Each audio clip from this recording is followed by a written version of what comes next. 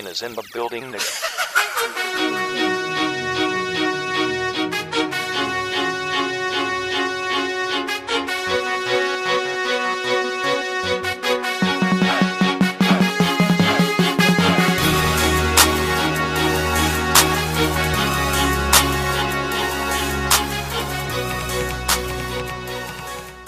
Welcome everyone to our brand new show, Sound Off, a sports update and discussion show on local sports near and dear to your hearts.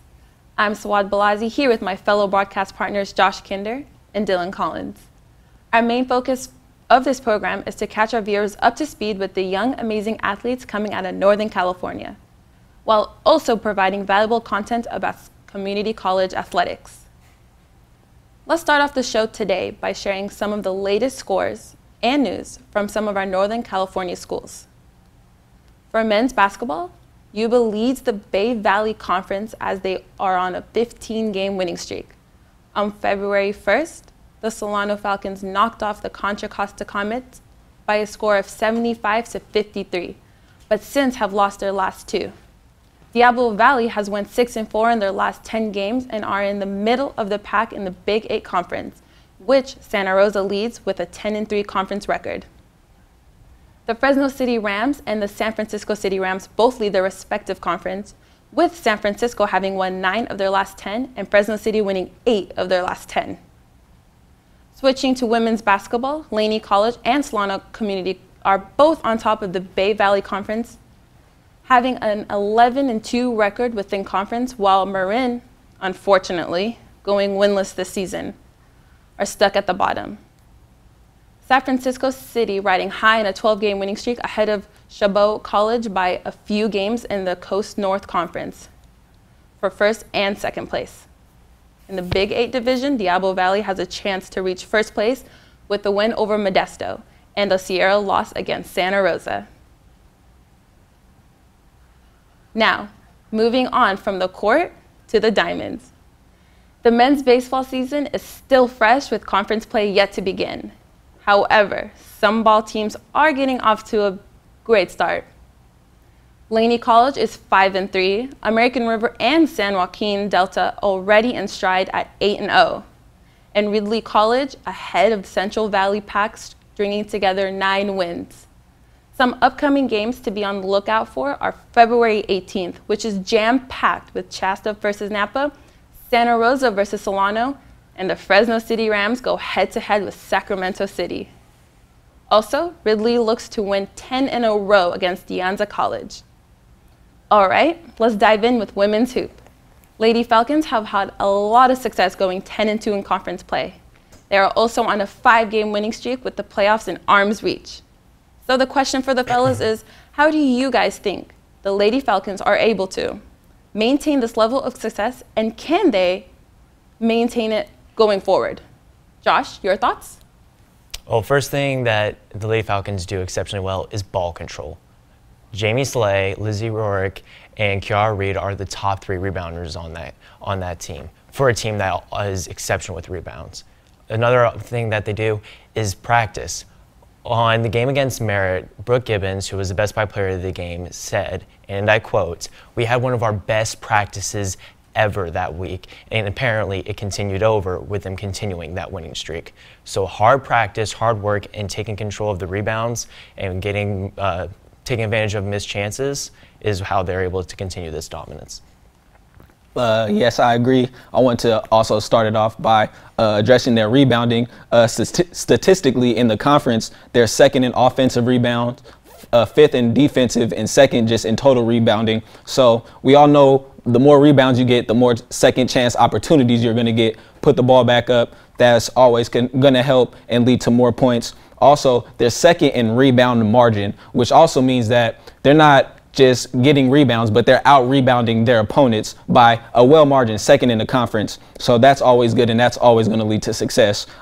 Defensively, they're also very great. The Solano Falcons play great team defense. They're 4th in steals and 7th in blocks. And with those turnovers getting created from their defense leads to a lot of transition offense. Easy to score in the open court. They have a lot of hustlers on their team, such as RJ Johnson, good spark to have, nice vision with the basketball, and they also have a lot of great passers on their team, and they're very good in half-court defense, holding their opponent's field goal percentage. They're third in the conference, and 7th holding their opponent's three-point percentage. So their half-court defense is great. They're not allowing their opponents to get off the shots that they want to, which is contributing to their overall success. And offensively, the Lady Falcons are 5th in points, top 10 in field goals made, and 3rd in field goal attempts. So they're putting up shots, they're getting a lot of shots off while making quite a lot of them. And that also means they're spreading the floor out. Like I mentioned, they got great passers all around. So they're using their vision and playing into their strengths. And as Josh mentioned just earlier, Jamie Slay has been just flat out balling. She is what I like to call their catalyst of the Falcons. She's averaging 14.5 a game, also has almost 9 rebounds a game. So she's doing it all and wherever she can. Also the front court with Kiara Reed and Lizzie Rourke, they're also averaging 7+ boards a game. So it's kind of hard to outscore somebody when you don't have the ball. And like I mentioned earlier, RJ Johnson, just a great spark off the bench, a lot of energy, a lot of hustle. She's averaging almost 3 steals per game. So that just tells you defensively very active everywhere on the court. And due to all of that, that's why the Lady Falcons have just been so successful this season. All right, well said, guys. Very nice. We'll be right back to continue after this break. If you have an interest in a career in sports broadcasting, whether it's behind the scenes or on camera, then this is the class for you. Class is held every Wednesday from 1:30 to 4:30 in room 121 alongside the library building. For more information, contact Greg Poff. That's me at solano.edu. We hope to see you here next semester. And remember, it's more than just sports. It's an education.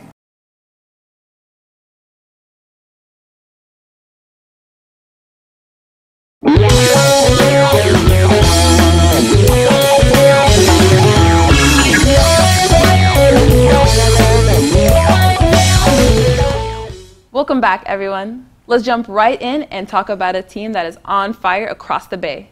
The San Francisco City Rams are leading the conference and being winners of 11 straight and have no signs of slowing down. Not to mention that a majority of their wins have been by a large margin. So the question is, what have the Lady Rams done to be so dominant? Dylan, you start this time. Well, quite frankly, the Lady Rams of San Francisco just have a high-powered offense. They have been putting up a lot of shots, a lot of three-pointers, I should say. They're first in three-point attempts, but not only that, they're second in three-pointers made. So not only are they shooting a lot of threes, but they're also draining those threes. So just basic math, playing by 3 and playing by 2.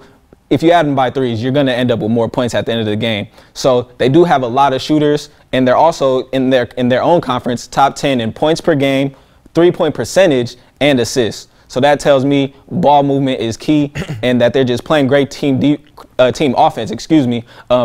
Being in San Francisco, they might just model themselves after the Warriors, because you all know the Warriors got a lot of three-point shooters. They got great ball movement, and they just trust each other. And that's what we seem to be seeing from the San Francisco Lady Rams. Some players on the lookout that are contributing a lot to their high-powered offense. Number 11, Gabrielle Vigil. She's averaging almost 20 points, well, 19.3 a game, and shooting 40% from behind the arc. Now, that statistic right there is online with pro numbers. If you're shooting 40% from behind the arc, you got to be doing something right. She's also their leading three-point shooter, but not to mention they have 2 other double-digit scorers, and number 32, Nahari Pierce, and number 24, Destiny Kelly. Destiny averaging 17 a game, shooting 32% from 3, and Nahari, their leading rebounder, averaging 10 boards a game, also averaging 14 points a game. So she can also step out. She's been shooting great from 3, shooting 53% from the field. So they're taking smart shots, they're wise with their shot selection, and they're passing the ball great. And it's also good when your best rebounder could step out. That means you can space the floor. Not everybody's going to be crowded in the key or anything like that, but still able to pull down boards and knock down shots. And just overall, great team offense by this Ladies Ram team.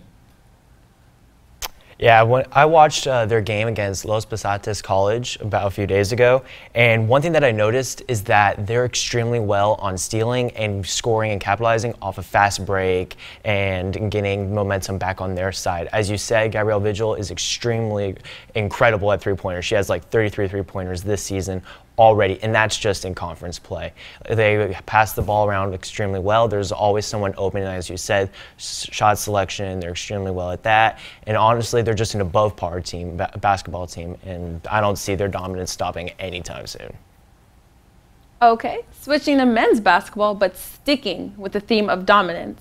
Yuba has piled up wins this year, going 14-0 in the conference thus far. What are the keys to their success? Josh, I'll start with you. Well, actually, we broadcasted a game against Yuba back in January, and we saw how big of a powerhouse team they were. Jihad Woods and Brandon Raro are one of like the top scorers on the team. We have Jihad that has 15 points a game, and we have Brandon, who's just a little man that's sitting at 5'6". Boy, you cannot underestimate this kid. He'll get up all on you, steal the ball with 9 steals already, and he'll make you respect him by getting his 3-point shots, 2-point shots, finding open lanes, and just getting into the basket. This kid is a force to be reckoned with, and you cannot underestimate him. On top of Jihad Woods, the 6'8" forward, he's a king of rebounds with 112 already this season so far. Big difference maker, both sides of the ball. Overall, they're an extremely exceptional team, and that is why they are so dominant this season. Very well said. I would say the first point is shot selection. Statistically, they're 5th in field goal percentage, but very much lower in field goal attempts. So that tells me that they're not taking a lot of shots, but the shots that they are taking are smart ones and that they're making them. Same thing with 3-point. I want to say they're about like 11th or somewhere close to the top 10 in 3-point percentage, but far below in 3-point attempts. So shot selection is very big, taking smart shots, not forcing anything, just playing smart basketball, honestly. Defensively, they're top 5 in a lot of statistics in opponent 3-point percentage and opponent field goal percentage. So very disruptive on defense, not allowing the opposing team to get off the shots that they would like to. They're also top 10 in points allowed. So that just tells me as a team, they're playing great defense.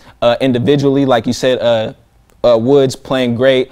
Monster rebounder, averaging almost 9 rebounds a game, also averaging double digits in points. Also number 11, Eric Sheave, double digits, 12.5 points a game, also averaging 9 rebounds a game. So when your top scorers can also rebound well, that cannot hurt your team at all. Not to mention they also have 5 other players averaging double-digit figures in points. So when you have all those scoring options, who are you going to stop? You can shut down one person, but 3 others are most likely able to get off a shot wherever they want any time of the night. So with that much firepower and just everybody playing with such cohesion, it's hard to stop them. Well said, guys. Switching from the courts to the diamonds, the Solano Falcons are on a 3-game winning streak and are undefeated at home. On Wednesday, the Falcons played Sierra College at home and won 3-2. Wyatt McCampbell got the win and Tyler Pearsall got the save. His 3rd save of the season. On Thursday the 23rd, the Falcons will play Santa Rosa to keep their winning streak alive. The question I have is, what expectations do you guys have for the Falcons next Thursday? Josh, let's begin with you. I expect this game to be for the Falcons to begin as they always do. In their last 8 games, they have had a runner on reach base in the first inning. They've established how to give runners on base, and they know how to move them over with their type of small ball that they have, where it's just a lot of bunting and getting runners on base and moving them around.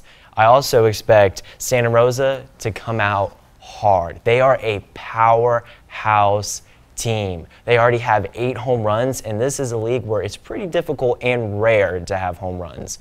I'm expecting a lot of hits, a lot of runners on base, and a high-scoring game. But I do believe Coach Stover and the bullpen and the rest of the pitching team can easily get this done and have it to a nice close game. Yeah, just to echo what you said, I expect a close, hard-fought, tough game. Like you said, Santa Rosa definitely cannot be overlooked. Just some of their scores from their last games, from the last few wins, they're on a 5-game winning streak. a win by 12-4, a win by 7-3, and a win by 12-3. So they're winning by pretty big margins. And like you said, 8 home runs on the season. Unfortunately, the Solano Falcons don't have any. So it's going to be a tough game. Their last game against Laney, they won 6-2. So they can put points up. They can hit the ball, definitely. Their slugging percentage about .463. So that's good. That can never be overlooked. So Santa Rosa, a very tough team. But I do expect Solano to stay in it. They've been pitching well. They've been getting on base very well. But as Josh alluded to earlier, doing great and expect a very hard-fought game. All right, thank you. Pitching is key to the game of baseball. Let's look more into the roster the Falcons have. They have always had top players, but in your opinion, what do you guys think is one of the top players the Falcons roster has? Josh? I'm going to go with number 21, infielder Jack Pridey. This kid can hit. He already has a .519 batting average. He has 5 doubles, and each of his doubles have scored in a run. He's got a .581 on-base percentage and a .704 slugging percentage. He is a force to reckon with, and he knows how to hit balls to the opposite side of the field, hit them hard past the diving third baseman or second baseman. He knows how to play the game. If I'm the opposing pitcher I'm looking at the mound and you see number 21 pop up, oh, it's going to be a long day.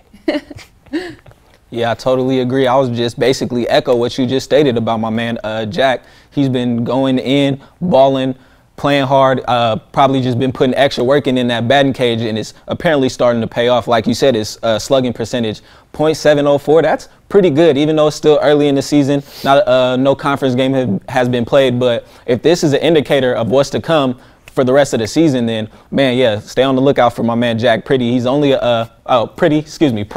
Let me reword that right there. But he is a sophomore, so knows the game, college-wise, I should say, at this level. So you kind of know what to expect. Not a lot of jitters, not a lot of freshman jitters out there. Very calm, cool, and collect when at the plate. And it has, like Josh said, he knows how to pick his spots. And that's a very good trait to have, especially at this level in his young career. All right, well said, guys. Thank you guys for tuning in to Sound Off. I'm Soad Balazi with my guys, Josh and Dylan. See you guys next week.